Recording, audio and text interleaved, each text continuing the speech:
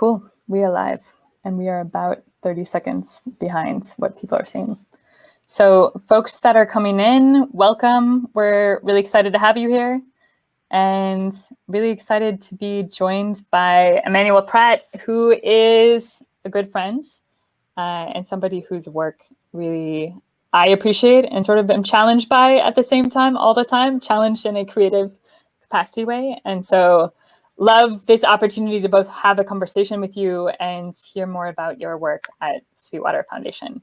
I wanted to give folks sort of a brief second to come in, but then also introduce you, Emmanuel. So what I know about you from your background is at least the way in which your bio describes it, which you are far more than your bio sort of ever describes. But when I think when we're sort of grounding people in this space, some of the work that really inspires me most about what Emmanuel is doing and what it sort of brings to the role of urban space and peace building is this link between sort of urban design, agriculture, education, and what that means to really break into degenerative cycles and cycles in communities and sort of neighborhoods that have been disinvested in for a long time, both historically and sort of presently, and start to identify sort of spaces to engage and really start to transform those communities into regenerative cycles, and really thinking about that through all these different mediums. And so Emmanuel is the founder of Sweetwater Foundation, also a MacArthur Genius, because of the work that they've been doing with Sweetwater Foundation and many sort of other things. And I'm just going to use that as the introduction to an opening to your talk. Cool. All right. Well, thank you. It's interesting because, time is like weirdly nonlinear. It's all fused together in this COVID reality. But it made me think back to when I was living in Johannesburg years ago, 2000, gosh, it was over a decade ago. But I was there for a couple of years, and then this has been interesting to come full circle and try and like share the work that's happened here in the Chicago context, but it's also just a global dynamic. So, all right, I'll share the screen. 1 second. All right.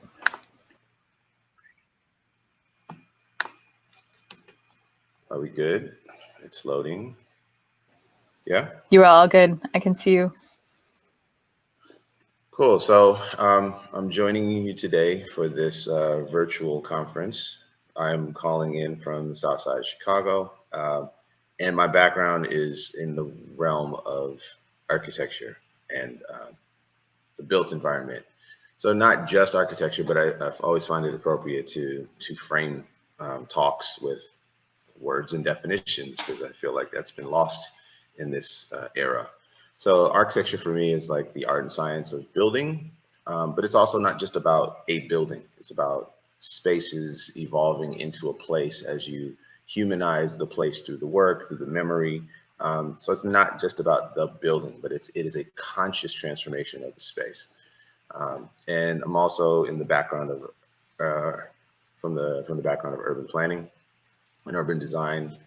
And for me, one of the challenges of just architecture is people tend to think of the building as just the sculptural object and not the inner workings of it. And for me, urban planning has the opportunity to look at the social impacts and social and political. So there's a socio-spatial-temporal lens that you constantly have to think through across scales with urban planning of how cities evolve.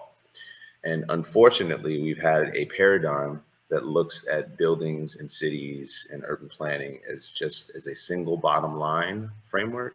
For traditionally, how much money, how much profit is usually the end derivative that informs politics. It informs patterns of development. It also negates natural capital, human capital, and actual innovation that happens when it's illogical and it's outside. If it looks like disorganized complexity, no one understands what it is or values it. So for me, we have to look at this paradigm a set of laws and rules of how things have been applied for however long that begin to shift. So we'll start to look at the city, especially if you're looking at urbanization globally. And for me, I'm hailing from Chicago. So this is one of those picture perfect images of Chicago, with the stadium, the downtown, the city center, just directly adjacent to the Great Lakes. It's an absolutely beautiful city. And it is presented as an example of a history of capital as it manifests in built form. The challenge with that is that it sets forth a paradigm of who belongs and who doesn't within select spaces, and it's rendered and codified by the material. So the types of buildings, the sizes of buildings, the types of spaces, the sculpture, and hundreds of millions of dollars are poured in that inform a practice of that. It's a blur between what's real and what's not. So in abstraction representation, these are renderings with the fancy fireworks behind it, these picture perfect scenes, where the question is, who is it for? And who can afford to be in these places and spaces, and who is of value. And when you take this at larger scale, it starts to create and reify senses of belonging, alienation, that the city is not for you unless you fit within this context. And it started to shift the paradigm and inform the paradigm over the past century, to the point where the financial mechanisms that support these things, in one situation right now, we have a tax incremental finance system that favors profit-driven developments, which makes sense in one paradigm. But when you offer $2 billion of tax as support, tax incremental finance for a $7 billion development for a select population or for a select geography of the city, it calls into question a lot of things. So again, this is the typology that you see time and time again, that is also concurrently influencing how universities do their development. And it becomes monolithic. It becomes reinforcement of these sectors and sections of the city, that it calls into question who fits and who does not, who is it for, who is it not for, and it become islands to themselves. So just as a quick context for the city of Chicago in particular, but it could be any major city. Chicago is like, one of the largest cities in the US. It's a question of the city by design.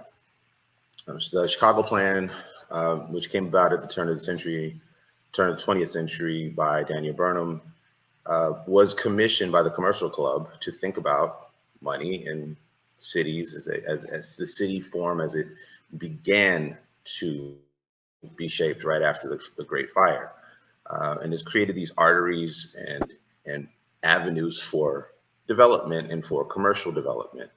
What's interesting about the plan is that this is a vision for the future before there was a future of the city, and it set in motion a population growth, how population would grow in the city. So if you look at the span from 1900 to 2000, the increase in population and the spread across the city definitely accelerated over the course of the century. But when you look at the city from a different lens and you start to begin to understand this city of neighborhoods, you get a different understanding of the interplay of meaning and value that plays across space and time. So for instance, if you look at the map from 1910, the city center was very small, and then you have a great migration during the where a lot of the Black population migrated to the north, to cities like Chicago, and you start to see this densification across race, and concurrently you get race and class, and you start to see the city shape, form by geography, and the densification by race and class. And so we get this taxonomy of the transitions. And taxonomy is like, how many different ways can you study race, class, poverty, etc.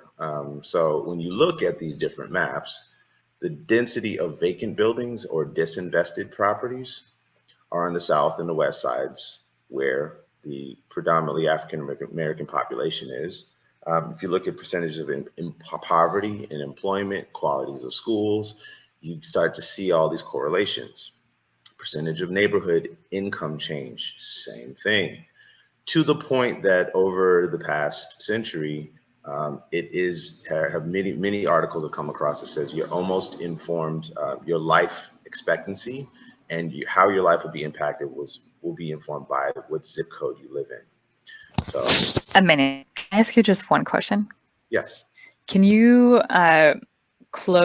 go from full screen to smaller screen? Because I think we're stuck on an image that's not capturing or keeping time with your talk. How about now? Still not. Stop sharing, go again. Yeah, try stop sharing. Share again. Cool. Which screen are you on? On this screen.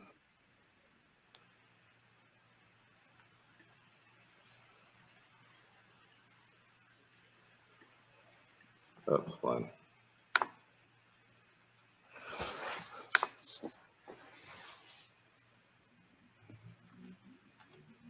I cannot share now. You can share now? Request is not allowed by the user agent in the platform. Oh no. Okay. Do we have, Hold on, let me try one more time.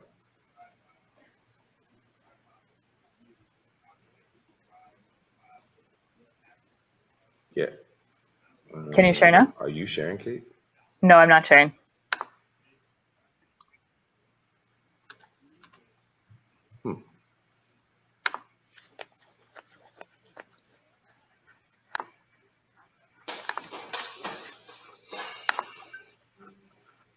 Maybe, yeah, maybe try reloading and see if that helps.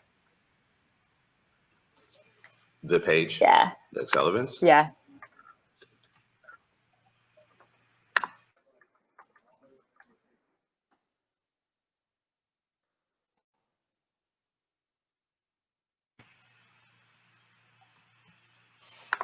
Try one more time. Cool. All right.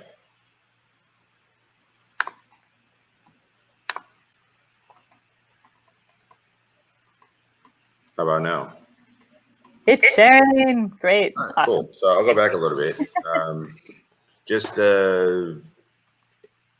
not going back too far. Yeah, the calls in the question is city by design. You know, is it only going to be about these campuses and monolithic types of designs and buildings for who by who? But if you look at the evolution of the city of Chicago, just plans. The plan itself was to become this commercial global center. And what was interesting about this is it set in motion how the city grew over the course of the century. Much of the Burnham Plan was never actually built into fruition, but it did set in motion the trajectory of the city. And if you look at the city of neighborhoods, we're known as the city of neighborhoods, the 77 neighborhoods. Across time, you'll see this interplay of meaning and value that plays out across space. So for instance, at the early beginnings of the city, you see the city center in the middle, and then you begin to look at the evolution of the south and the west sides by race and concurrently by class. And Kate, you're still seeing this, right? Totally. It's on par. Good. So then you get this taxonomy of transition. So now we can see how the city is played out, but not just by race and class. If you start to correlate between vacancy, disinvestment, poverty, unemployment, quality of schools, it all correlates and overlays on the same map. So the South Side and the West Side of Chicago have become infamous for the lack of development, to the point that the zip code that you live in has been featured as being possibly determinant of how long you live, or the quality of your life. So the South and West Sides have been marked by the media as being the places that you don't go, which also informs where money is invested and not invested in the city historically. So we have this tale of two cities. What people don't really understand and appreciate is the history of where this came from.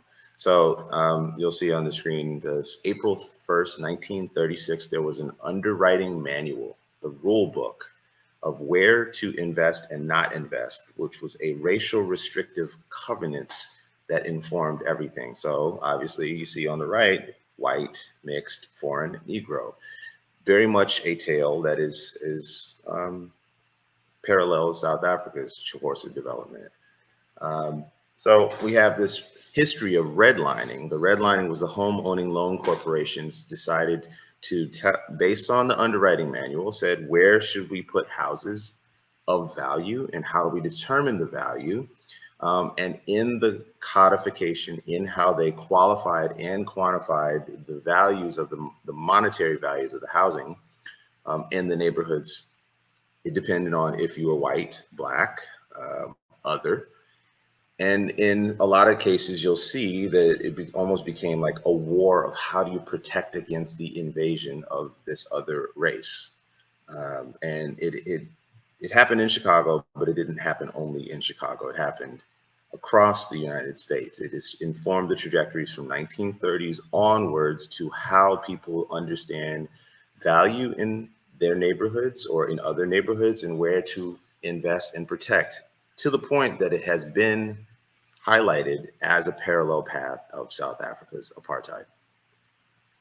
Of course, it plays out differently, but again, to highlight this, 1958, when you have the mayor and you have a commission and a council that looks at how to spatially design the city with the architecture and the universities and a bunch of planners and architects that inform how the city would be developed and where housing would be for whom, by whom. And in most cases, it was public housing that was informing by this sentiment.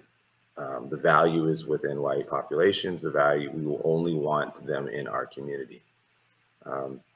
So when you see urban renewal as it plays out in the city, where the highways get developed and public housing and the towers of public housing to concentrate poverty into small portions, predominantly Black, African American, or other Black and brown populations, you start to begin to see the spatialization of these islands outside of the city.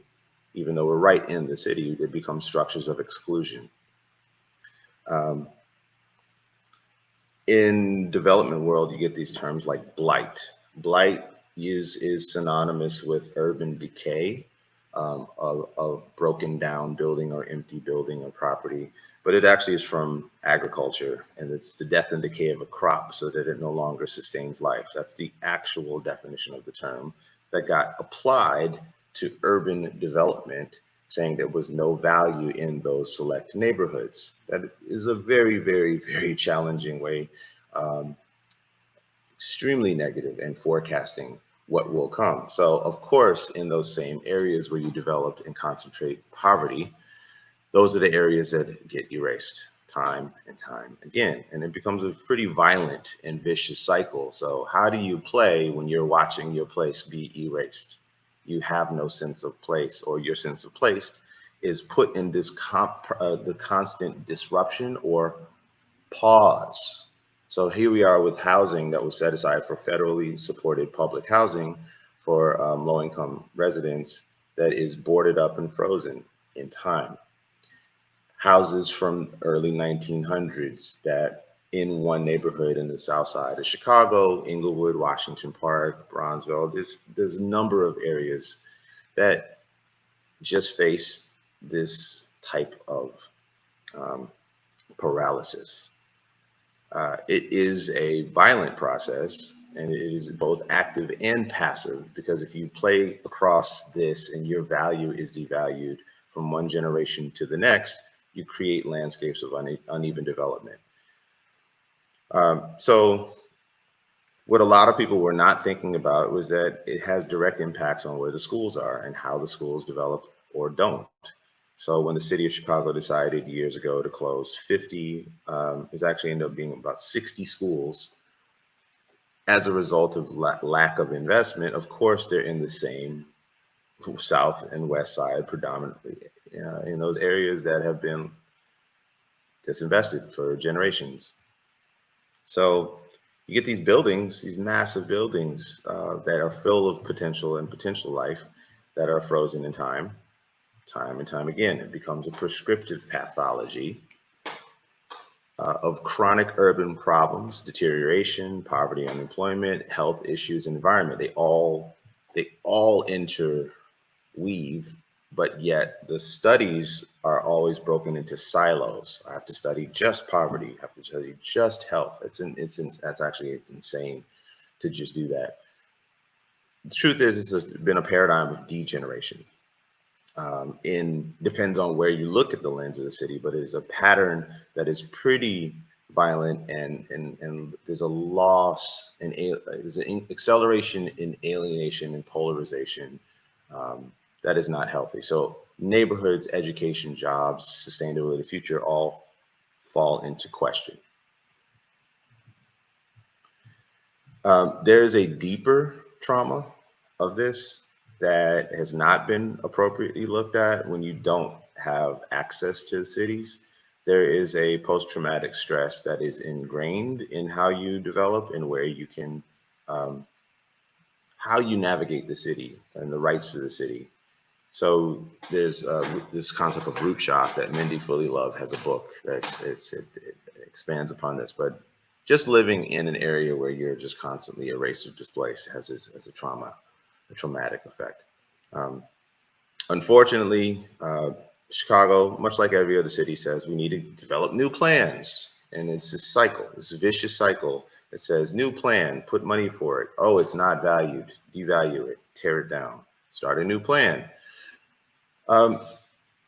And depending on who you're talking to, same map of the South and West Side is now seen as an opportunity, an available city to conquest. But the city tends to not have an understanding or have financial mechanisms or just development patterns like actually work for people that are already there on the ground. And then I don't know if folks have been following with the recent unrest in the cities. There has been this push that falls back to the mechanisms of the early century that just literally separate the downtown areas through the bridges being lifted up and stopping in total isolation of the city center so that people cannot access certain areas of the city. But again, we forget that there was wealth in the same areas that was disinvested. I mean, from 1950 to 1970, $3.2 billion was extracted from those neighborhoods, from those communities, from those families. So we call into question the question of value. There's the single bottom line reductive value, or there's actually, moral, ethics, and principle value. So when you look at it, this question of this Negro question that has plagued the United States, but it's also around the world in its various forms, folks they view certain populations as the problem. In the case of the United States, Frederick Douglass says there is no Negro problem. It's the issue of whether or not the people of the country can live up to the loyalty and honor of their own constitution.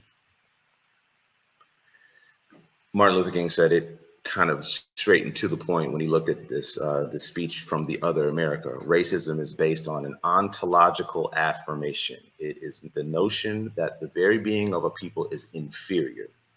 Racism is like the ultimate logic of genocide. So we say it's time for a shift. paradigm shift. This cannot continue. It's not sustainable for the humans, the planet, and ultimately the economy. It's just not sustainable. So Sweetwater Foundation was founded just over 10 years ago. It's been a decade.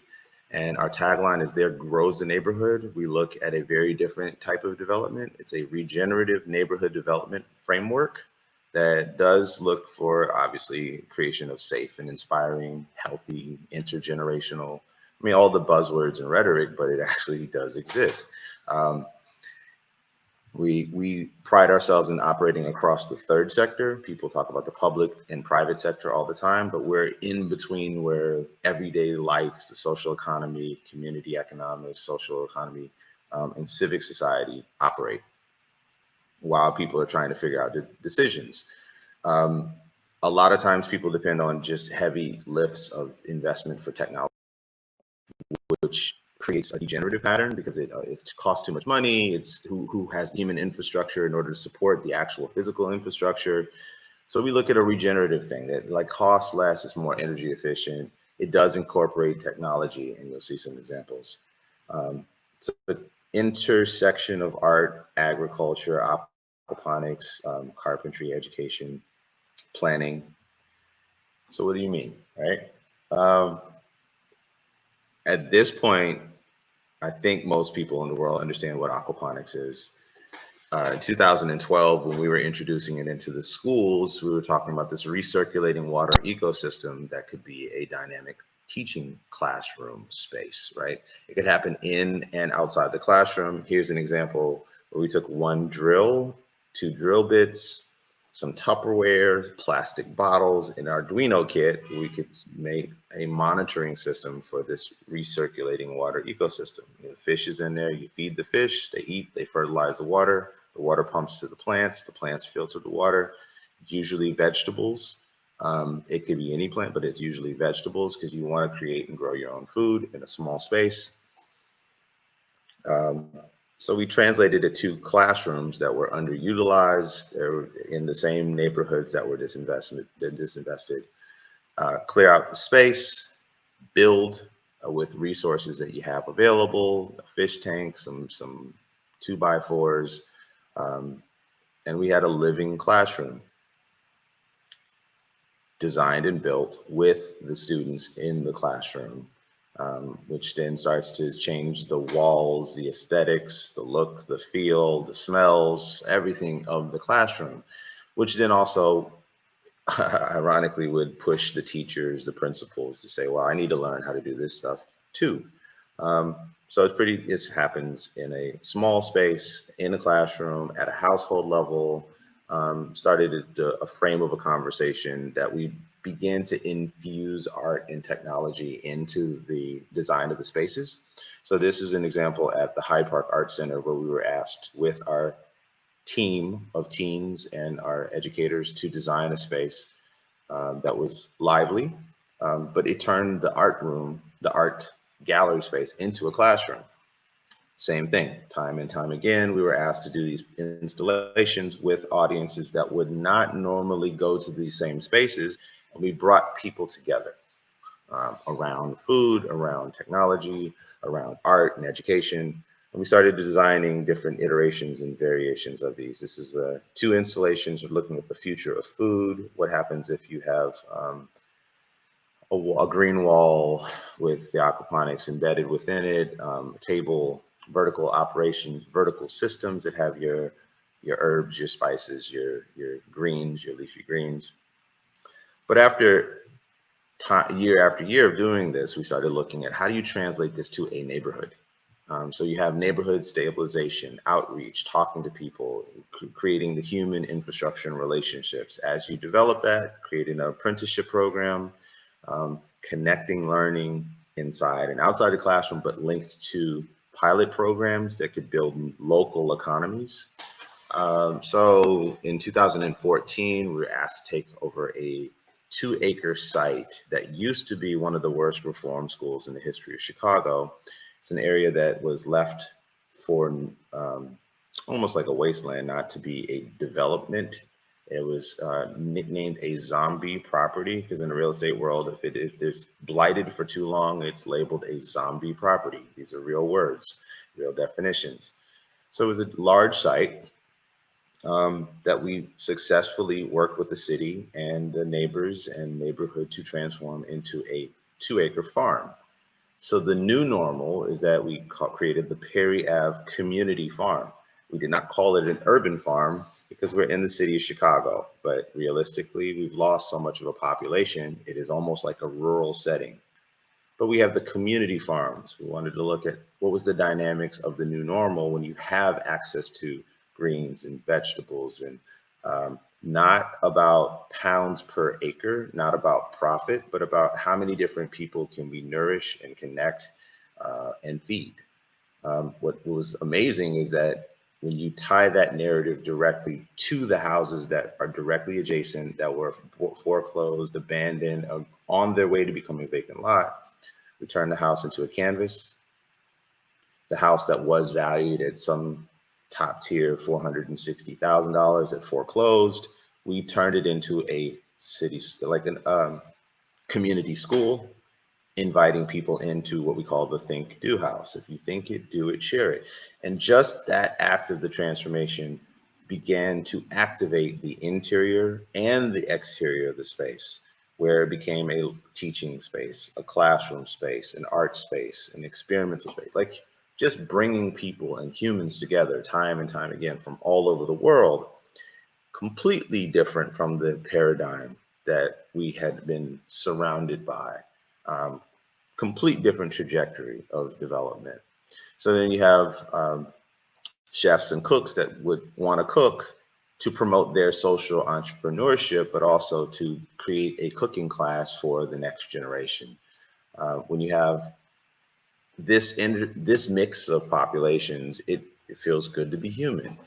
Mama Betty is one of our wisdom anchors in our network. So she always brings culture. She has a memory. She has a wisdom.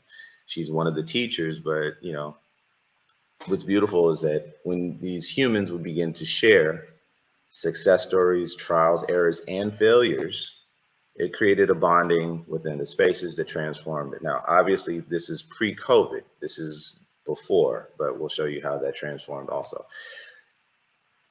Art and printmaking in the house and images that are inspired by nature that then inform fashion. And we had the art and production happen within the teens and the youth that we work with directly.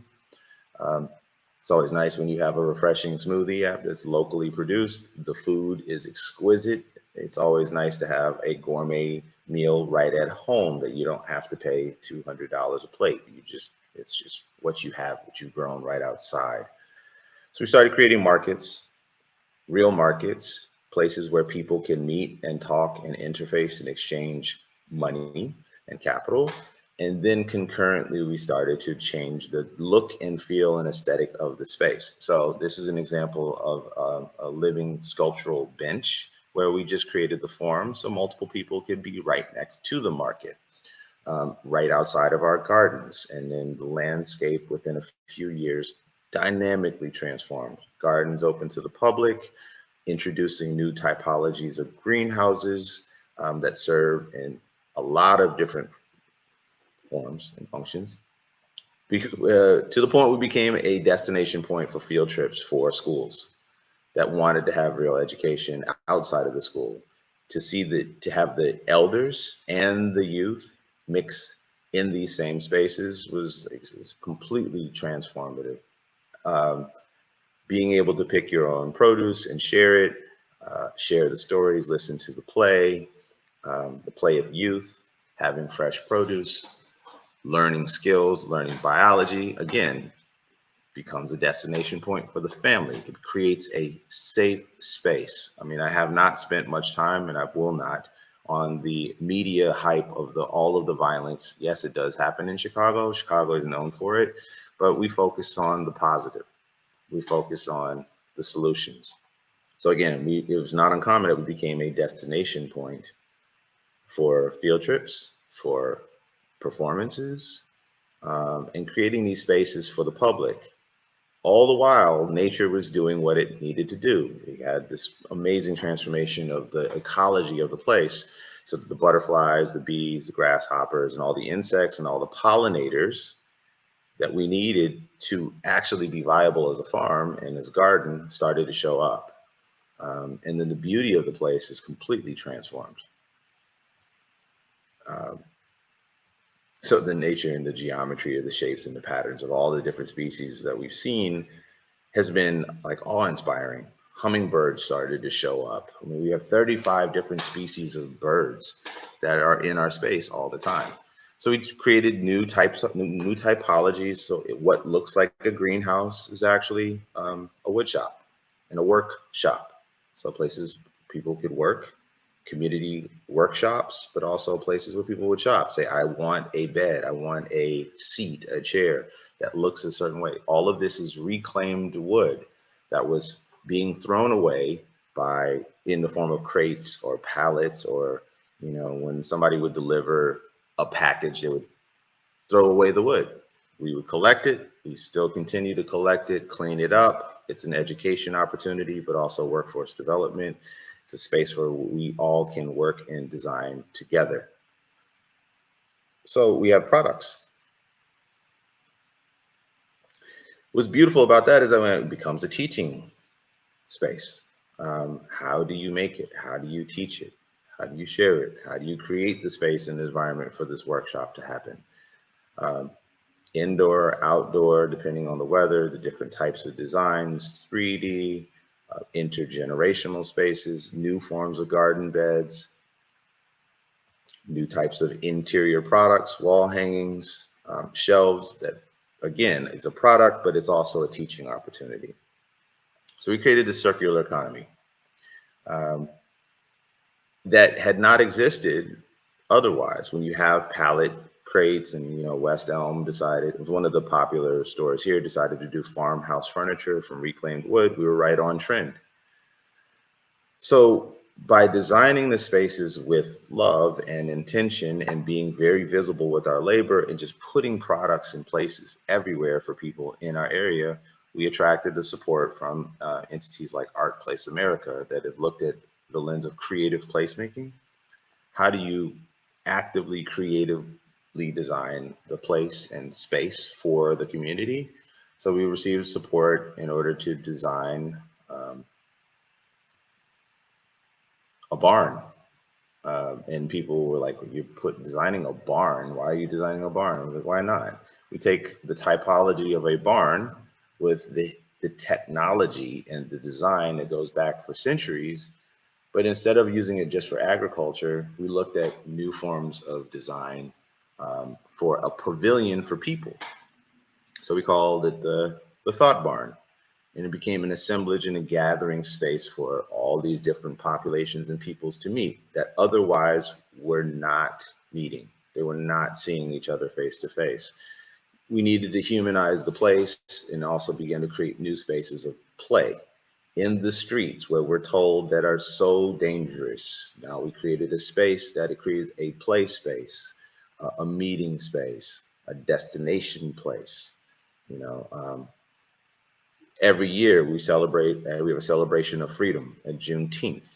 It's a very, very historic, basically it's a day of celebration of when slaves were freed, but it's been lost in translation. So we reactivated it, saying our campus, our area becomes a space where everyone can come together and share memories and reflections and music and food, and dance and art and play.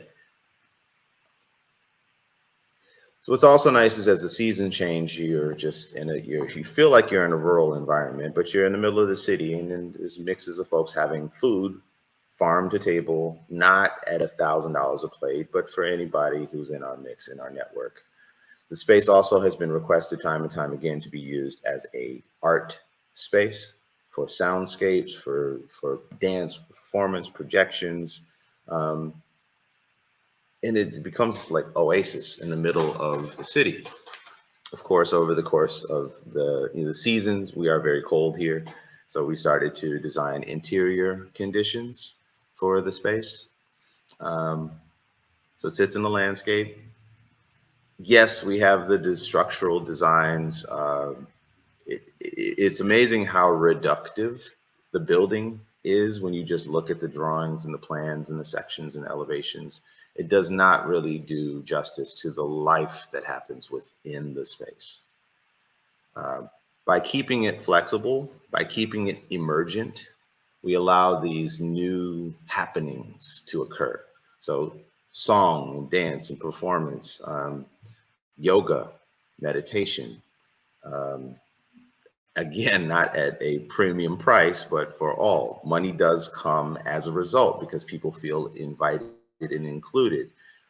Very, very different intersections of humans into the space.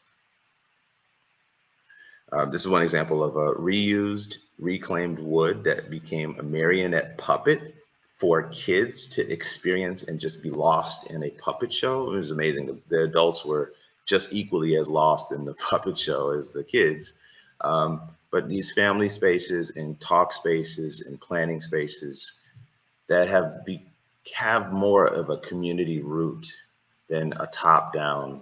There's Kate in the planning session that we did with some international architects, Tatiana Bilbao, and local area residents sitting at the same table, having a voice. This is an example of the aesthetics of the spaces. It changes at nighttime.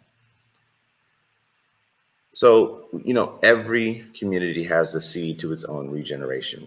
That's our base value. It's about how you cultivate it. So what's been missing is the topic of housing. So we started design housing as inspired by the housing stock that has been lost from worker cottages, which was the earliest affordable house in the city. It was a wood frame house. So we've started to look at designs of housing. And to introduce it to our landscape, of course, we did the architecture, we looked at the planning, and then our team said, enough of the talk, let's do it. So instead of just mowing the lawn and beautifying it, we actually started to design a space that would be a pavilion and a platform for people to gather and watch the hand raising of this structure that resembles a house. So we're charring the wood, just using natural fire in a public space, brushing it back, changing the grains and look and feel of the wood in the alley with our team, local labor, neighbor labor, transforming the space, creating the kit of parts, making a modular design that then began to activate the space. So what otherwise was what used to be housing that was torn down, we created a space for celebration, a space for remembrance, a space for activation. And you'll see we hand raise the structure. And it's amazing how this one object becomes a destination point. So we call it the meeting house. Even though it's just a pavilion, it just got people talking about what used to be here and how can we use this space and how can we dream about it? What could potentially happen in the space? All from the activation locally. Now, around this time, COVID hit, which put a complete damper and a pause and a question mark on what public are we creating now? Because all of our programming was focused on this intersection of publics, new forms of publics, but now what? So as we got the first warning in quarantine, we started to think, okay, well, we still have the wood, we still have a core team. We've been labeled as an essential business because of the agriculture and the food component, but also we are education. So we started collecting more of the wood. We started to think about how do we refine and redesign our spaces to prepare for this unknown. So it was great because we had a moment of introspection. We had to look at how to refine and how to make things more clear and more design legible. And so anybody who comes in for a workshop, whether it's in person or virtual, would be able to understand what we do. So here's some examples of how we refined our space. We've systematically organized how we receive the wood, prepare the wood, 8 foot, 6 foot, 4 foot, 3 foot. We started to look at the interior design of the spaces, still growing food and preparing in the middle of the snow. And then the second wave and the reality of COVID hit, where we were like, look, I think our future is very much at stake for the next several years. So the new formation started to happen. We need to prepare classroom spaces that can be virtual. What are the technologies? What's the infrastructure? But what does it look like to turn the barn into a classroom space? What does it feel like when we create new indoor-outdoor spaces for our classroom, because we have to have outdoor spaces to be safe? And while we were refining and thinking about this, the weather's changing, spring is here, we enter into the summer, we're trying to prepare our crops for this new market, because when the riots started to happen in Chicago and the grocery stores were hit and people were really questioning, how secure are we now? There was an awakening. People said, well, what are the watering techniques and what is the water access and how do I grow my own food, or how do I, who can we rely on for education? Here's an example of like what we do for water collection, talking about nitrogen cycle and how do we add solar panels. I mean, we can share this later. But it was interesting, this refinement of our spaces started to accelerate, and this urgency of saying, let's prepare for this public that will come. When we had to start thinking like, okay, now we have the masks. We have to think about families and our outdoor spaces as picnic spaces, outdoor spaces as graduation spaces, and the spaces that we were designing and making became destination points to curate for a new public with a COVID reality. The request for dances, dancing, yoga, outdoor, meditation, just mental sanity were increasing. So we created the meeting house as a social distance market space for seedlings, for baby plants, for educators, for families. It became a destination point for the produce, and we created a new public. A new iteration of our public started to shape and form, which again had us think, how are we designing a new city and a new set of consciousness for humans? See, touch, taste, hear, and smell, all in our spaces and places. So we've created a rubric where we understand like the sociometric of, if you have a person, one person that needs to connect to many, who are the influencers? What's the support needed of the people? And we created these designs of interactions in the spaces as classes, as lesson plans, as support, as work, as education spaces, as tours. But the dynamics change spatially between who's the mentor, who's the mentee, who's the tour guide, who's the person who's selling what product. Is it inside, is it outside?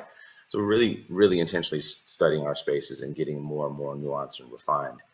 So here's an example of how working outside, we started to design new products,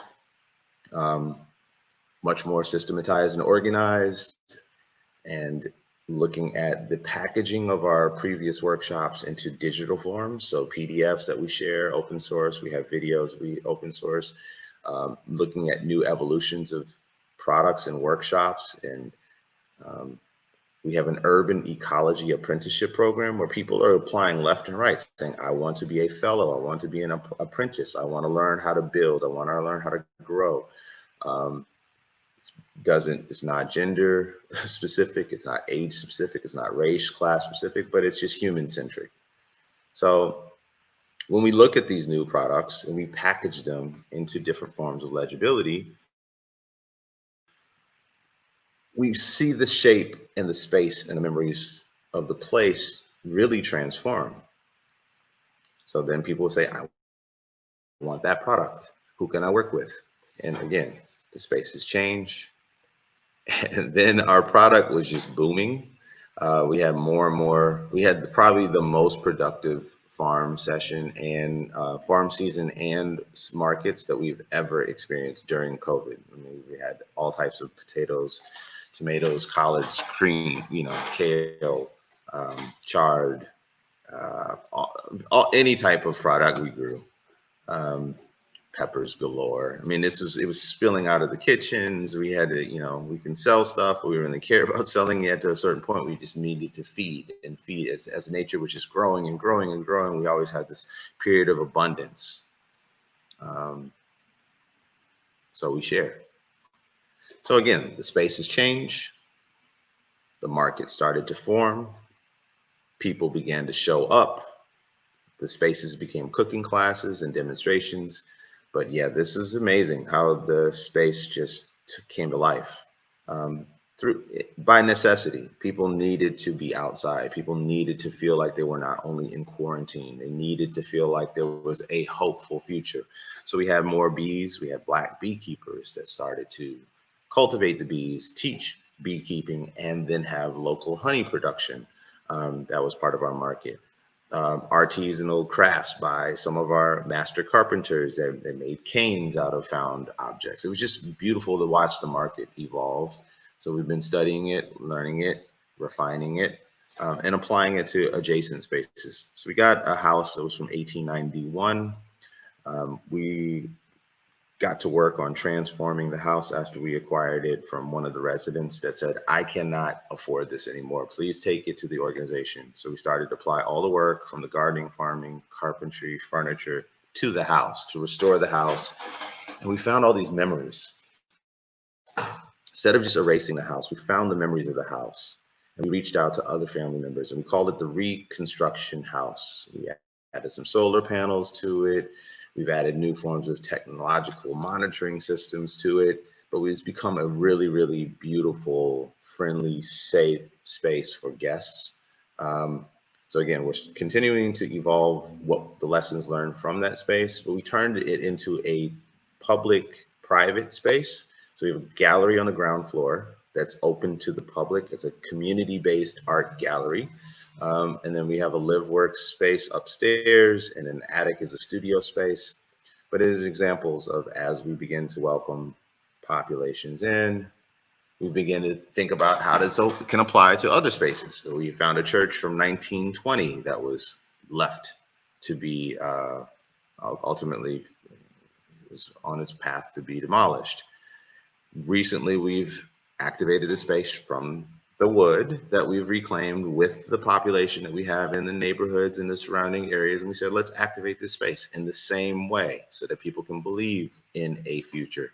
So recently we hosted with a hotspot. We just had one hotspot and some battery packs and some additional energy sources. We hosted a radio show on what can this space be? What is the role of art and development in the space? So we're branding the area as the Commonwealth, collective and commonwealth. So we do have a value of regeneration. Small is beautiful. Sankofa, be present, reach back to history, be present to move forward. We look at the 7th generation principle. We have to we've inherited the earth and we have to look 7 generations ahead. We are chaotic, a balance of chaos and order. And we are ultimately open source. Here's an example of our footprint across 4 city blocks.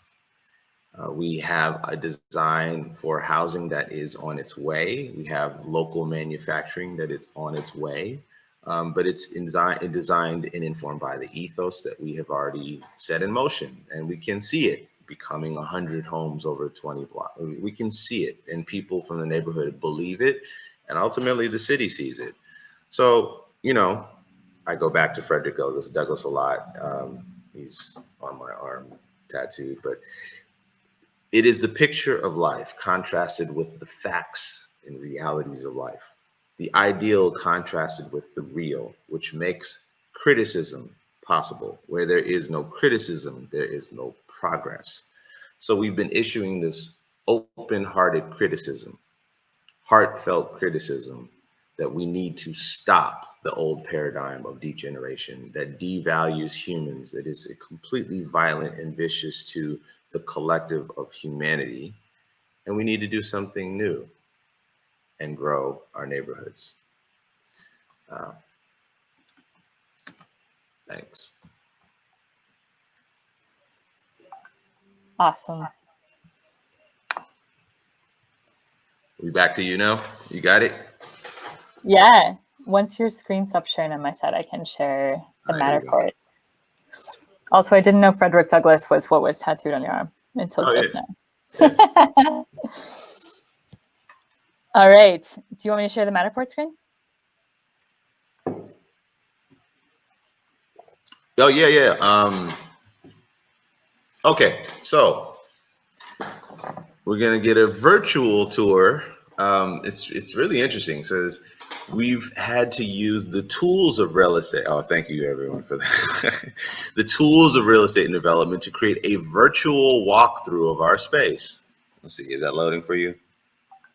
So check it out. Yep. We have turned our barn into a gallery space. Cool. Bam, now we're in the space virtually. And so Kate, for instance, actually, yeah, look at the if you pivot, we've been having a conversation about water. What is the value of water? Now, how do you answer that question? Because is it the monetary value, or is it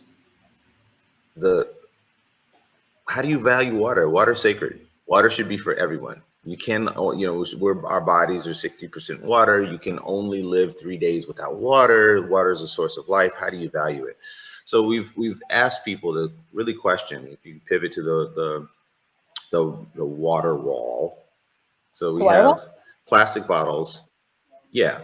So a lot of people in the neighborhood can only access water either through the tap, or they go to a gas station, or they go to a liquor store, because we don't always have grocery stores in our neighborhood. It's, and then most people don't think about what's the source of water. And most people also don't think about how many gallons of water does it take to make a pint of beer?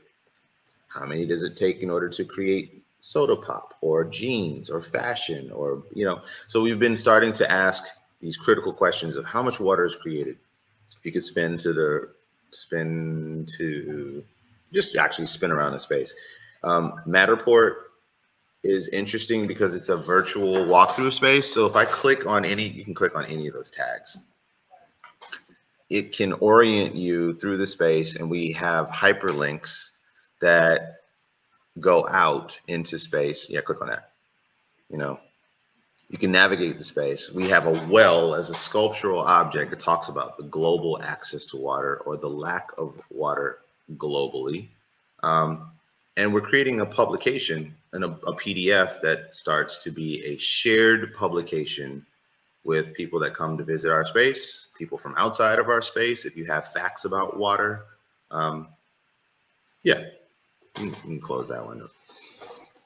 Cool. But so what's also nice is that, so we've created lesson plans based off of all of our work, but we also use the space as a gallery space, exhibition space still, but in a new type of public way, where you have virtual walkthroughs around Commonwealth. And then we've hosted radio shows. You want to pull that up? Absolutely. So again, we don't have water or electricity on the space, but we make it work. So here's an example. We had a panel discussion about a day without water. We ended up inviting the commissioner for the water reclamation department. She works directly with the water department in the city.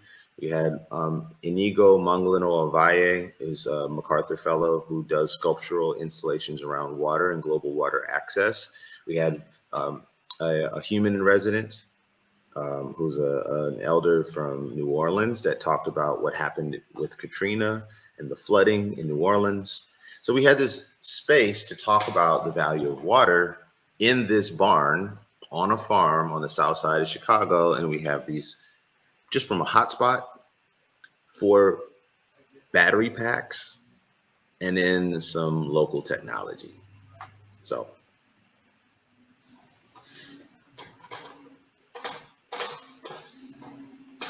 yeah, we hope to see you all. I just see in the chat, like, we hope to visit one day. Well, we are hopeful for a future. We are rehearsing our future while we are in the demise of this kind of all these crazy regimes, we exist, therefore we are. I really appreciate that, indeed. I think one thing, and clearly you've lit a light in the chat. I was going to say a fire, but I was thinking maybe a light is the better way to say it with that sort of thought barn sort of imagery in my head.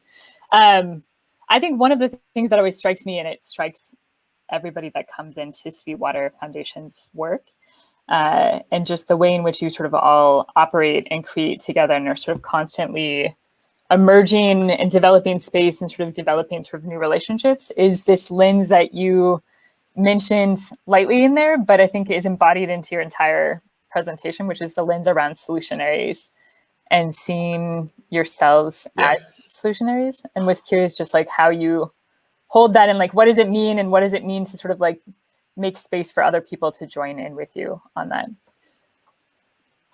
So, you know, we say we're surrounded by problems, and we have learned from our brothers, sisters, and cousins and aunts and uncles and everybody from across generations. But in Detroit, you know, when automation hit and we had this mass acceleration of loss of jobs, mechanization of work, globalization of capital that erased and eradicated swaths of communities and damaged nature and damaged, you know, we created this toxic environment in every way. It's very violent. We have folks in Detroit from the Grace Lee Boggs network in the center, and our allies that we have as value-based partners, that we all share that we are surrounded by problems, but our job is not just to be revolutionaries, to be solutionary. So we are constantly trying to create new solutions. And I'm exhausted by people that say things like, we're green and we're sustainable. And it's like, so what do you do? Who's it for? So we create spaces with intention that are designed to change, to not be, you know, one design fits all. That's just complete nonsense. It has to adapt. Yes, there are situations that inform us globally as humans, like water and soil and food and so in work and in education, but we have to think in a different way. We have to create and cultivate a new form of collective consciousness that I think that we do have the technology, like all of these, I mean, there's Zoom and Google Meet and there's Accelerant. This is all these new spaces of sharing. So I actually appreciate how we can be everywhere and here. I don't necessarily appreciate the time challenges of time zones where I'm like, I don't know what time zone I'm in anymore. Everywhere is too much. We have to figure out how to do pauses. But what's nice about plants and about nature is it slows time down. It grounds you. It also humanizes you when you really listen to the biology of how life works. And it creates a space for connection that can transcend the ignorance that we have been shoveled, just fed and over, alienation, be distant, be scared, be away. No. Let's be solutionaries together. I think that's really critical. And one of the pieces that I wanted to also sort of highlight is like the Sweetwater team is always doing this process, and you talked about the erasure that's sort of happening in the way in which I think you oftentimes present it is at multiple scales. So you're sort of always operating at what's happening at sort of the human scale, what's happening at sort of the city scale. And I was curious, one of the questions that came up from Helena in the chat was just, you spoke a lot about just like what erasure means within a society, and what that means for sort of the consciousness of the society. And I was curious, like when you sort of spell out just like the practices that Sweetwater has for addressing erasure from sort of the consciousness side and from sort of a practice side, how do you hold those, or how do you sort of center them? Okay, so I'm going to go back to when I was in South Africa. I was initially by face value labeled a colored. And I was like, oh, that's a shock. You know, what is that?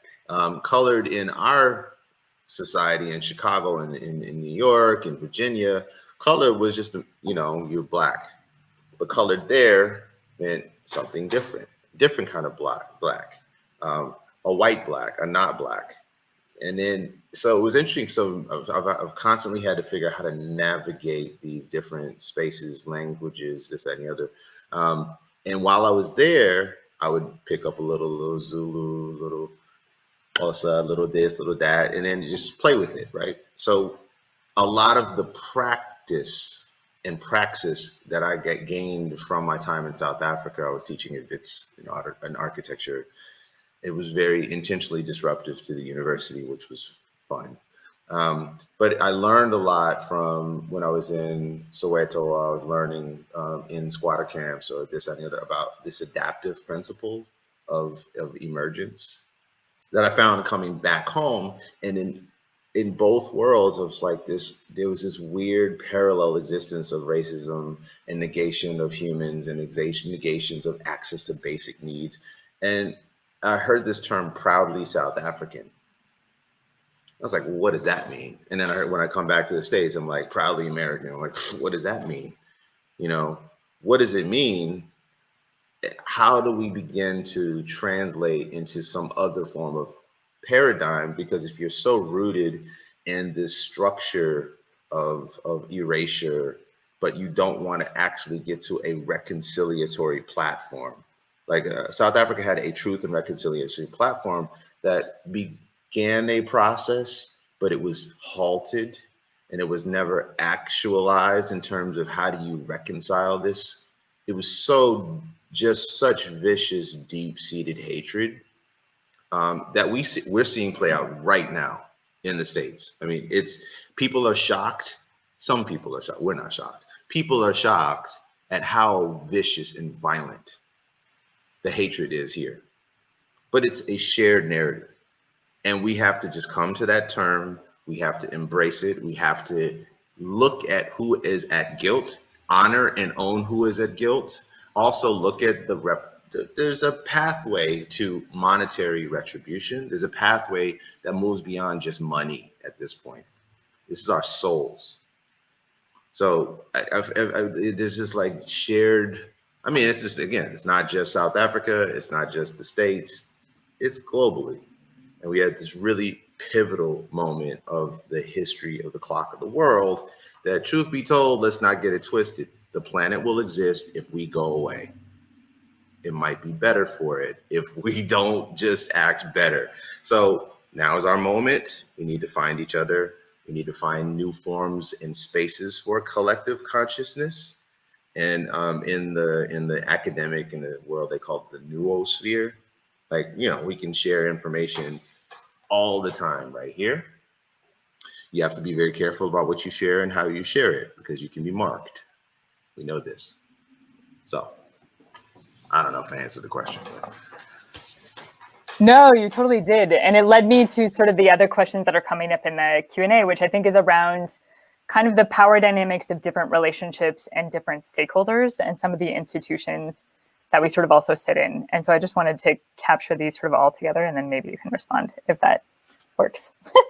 So because I think one of the things that I think is really beautiful about how Sweetwater operates is really sort of balancing and centering folks that are in the South Side Chicago as like the center sort of anchor point. And everybody that you're bringing in, including myself, there's always like a introductory process and a balancing act. And I was curious, like when you sort of think about like sharing that with other people who I think are also balancing similar power dynamics, like when you think about like the city or, folks like MIT or whoever else, like what is sort of the process of bringing new people in to that space and consistently sort of centering like the folks that, the Sweetwater community very deeply in there, but sort of adding and extending that Sweetwater community. So there is a process, an active process of production of locality. Like I speak in that way because we're constantly thinking of how do we keep and preserve and protect the people that are here? Because the market, now that the spaces are activated, the market sees value. but it will negate the value that we've created. It negates the value that we are.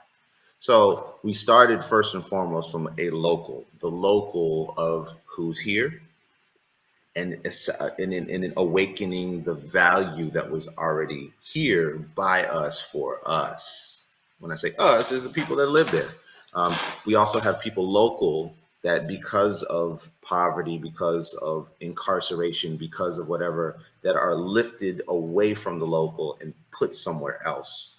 But they still share a tie to experiences of local.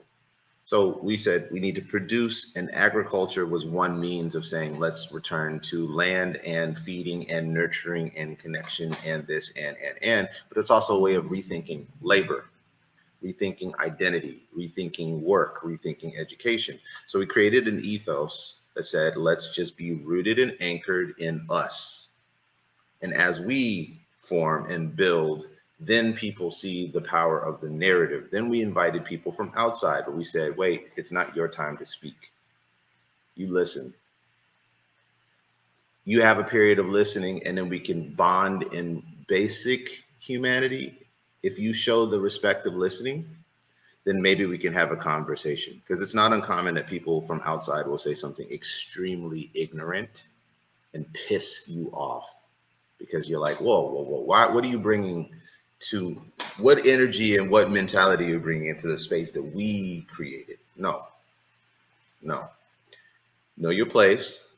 If you fit within that, if you can pass through that, now we can build something together. And if you show and prove that you really are equally invested in us, and it becomes a we. If it's just like, I have an idea, top down, it comes in here, I have the money, you are now the employee, you are essentially another version of the slave mind. No. Come in, build together, share what privilege you might have, what opportunities we can work together. Then we build up. So we created a platform that says, look at the local, appreciate and respect what has been done in the face of erasure, in the faces of the problems, the solution. But this is not for me, it's not for us, it's for what's coming. So we have to create a shift in this mindset of like, how do we begin to embrace and respect the place, to create a memory that protects that place, that says, no, just because you built a building over here, there, because you're a university or because you're a developer, you built a couple of buildings over there. No, this is much more value than that. And I think what you're speaking a lot about and what you talked a lot about is just this, like, this lens of sort of extraction and this lens of disinvestment that's sort of consistently happening and sort of breaking those cycles. And I wondered, two of the questions that's coming up in the chat is, one, how are you seeing the city response and sort of the city at different scales respond to Sweetwater Foundation? And two, I think related to that is also the piece that you just touched on, which is the market sort of recognize the value, as we both talked about a lot, of what Sweetwater is doing in the physical space that's being created there. And how do you think about like the strategies that kind of hack the market or are sort of like making it so that the market isn't the entity that's getting that value there? So there's a time and pace and speed of production of local. So a lot of things that we do are extremely visible. We're constantly there every day. There's a frequency of being there every day. There's a frequency of change. And realistically, the level of change, and I learned this when intensely when I was either in Englewood, I was in the squatter camps, and I was in Soweto, whatever. There's a pulse and reality of the everyday that if you know how to translate and make it legible, you can operate in a way that demands the respect that you deserve. But it operates at a way that's faster than the systems that generally move, like the city, have means to understand. And it also, if you proactively engage the right people and the right humans within the system, which we have been doing, we have proactively said, as a local politician, you say you value education, you value life, you have work, you have equity. So here we are as an example of it. Are we in alliance on this matter? You know, and then you watch and you work and you watch and you craft. But then when we find these value-based partnerships, that then they become the means to resonate to other systems that begin to protect us. We find the right universities, like when you came in through your emergence, like through your immersion program with your students, there was a very intentional selection of who would come into the space. But by partnering with MIT, by partnering with like the Harvards of the world, you know, it creates this legitimization on our terms and values that then causes the system to say, well, yeah, it's working. It is working. We don't yet understand it, but we'll leave it alone and see what happens. So, yeah.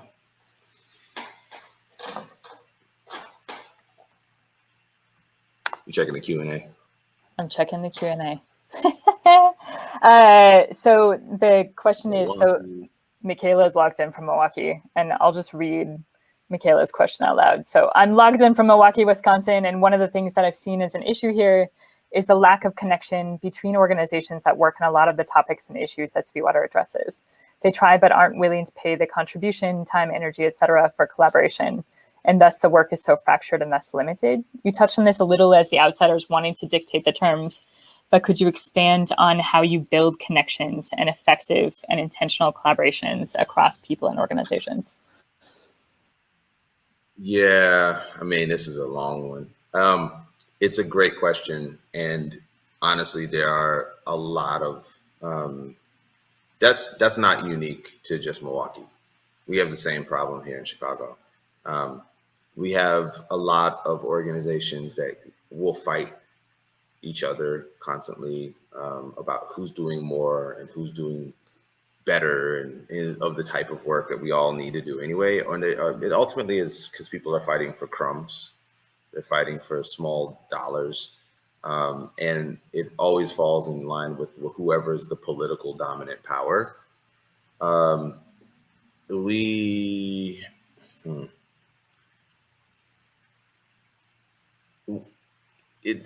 don't know.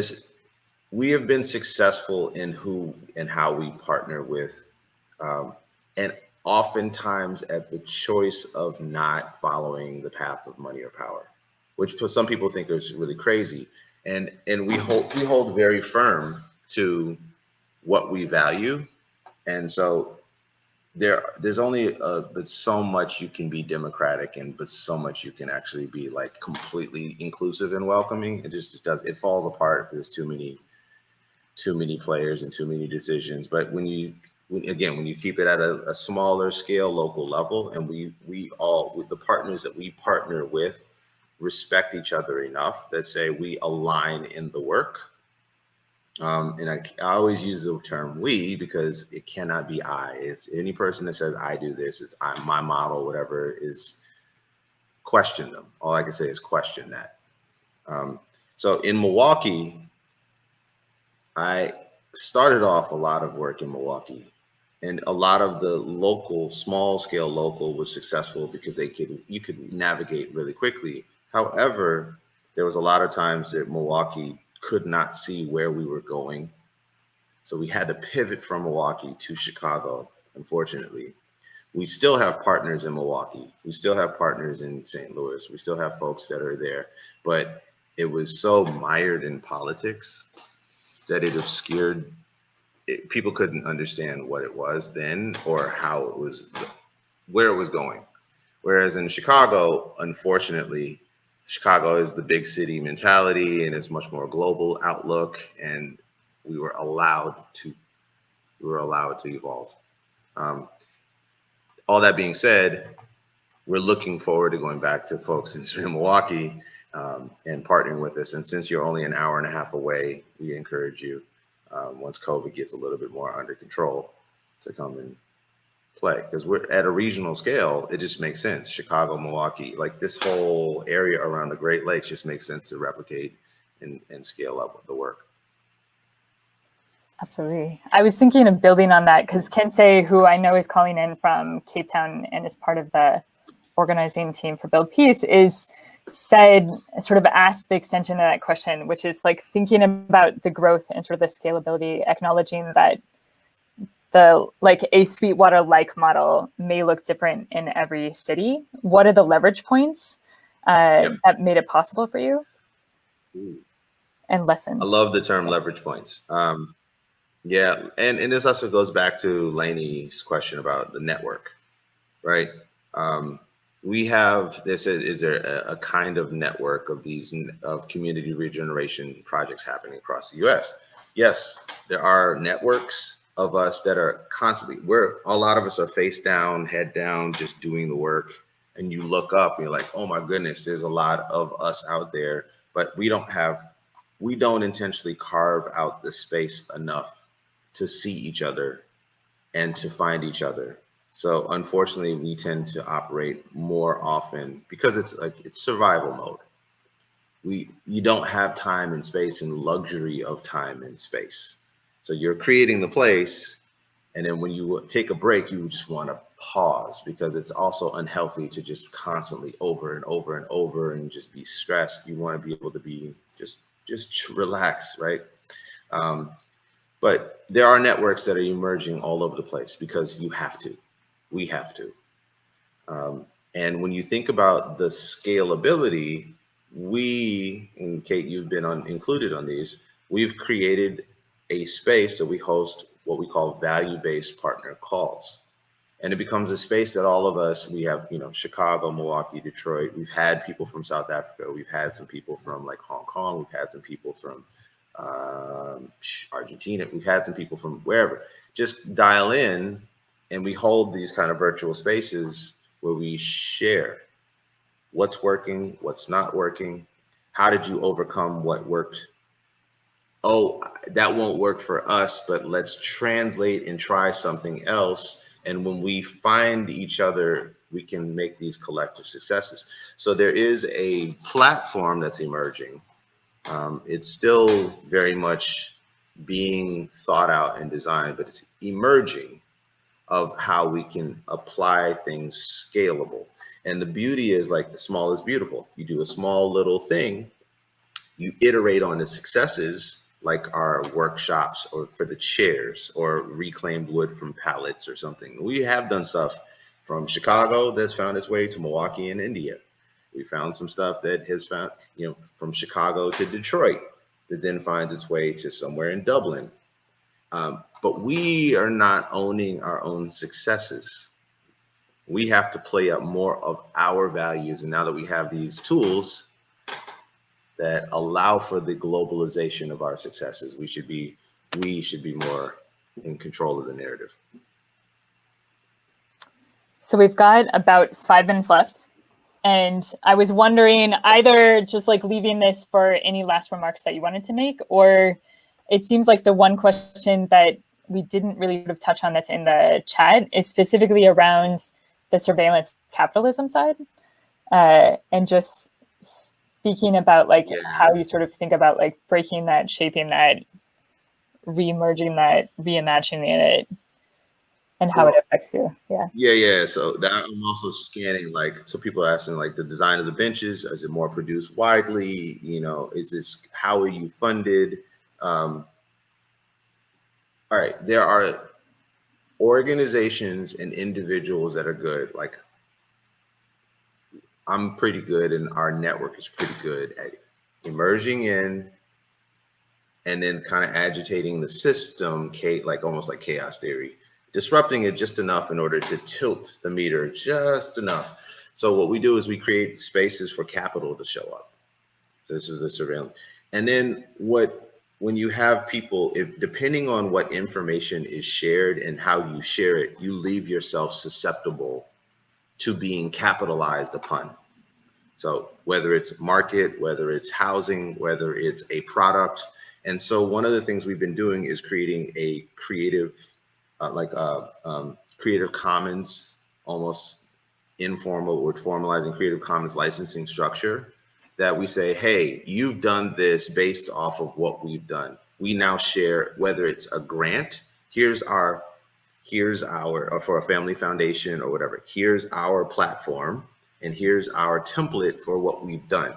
Here you go. It's in our interest to share that with you, because when you do something at small scale, multiple places fast, it translates to scalability.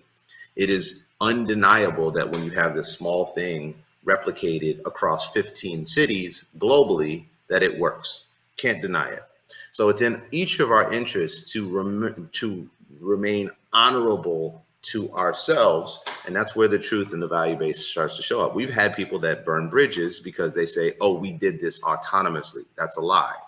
Then you get called out within the team, but you do it in a way that is mindful and respectful and respective of the vision of the collective of how we move forward.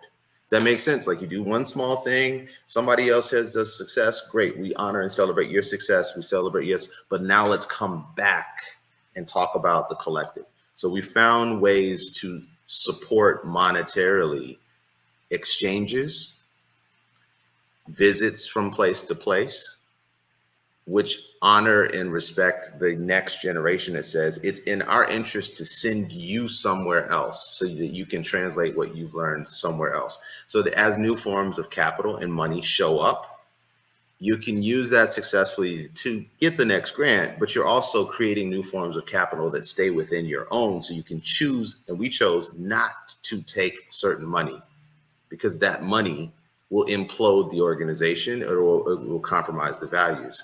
So when we're thinking about new forms of planning processes, we have been very selective of what information we share, because there is this surveillance capitalism that is accelerating, right? There's a lot of folks that do not think about this as constantly sharing information, that they do not think about wearable technologies that are sharing my biometrics. Like we have to increasingly increase our collective awareness to what these are designed to do.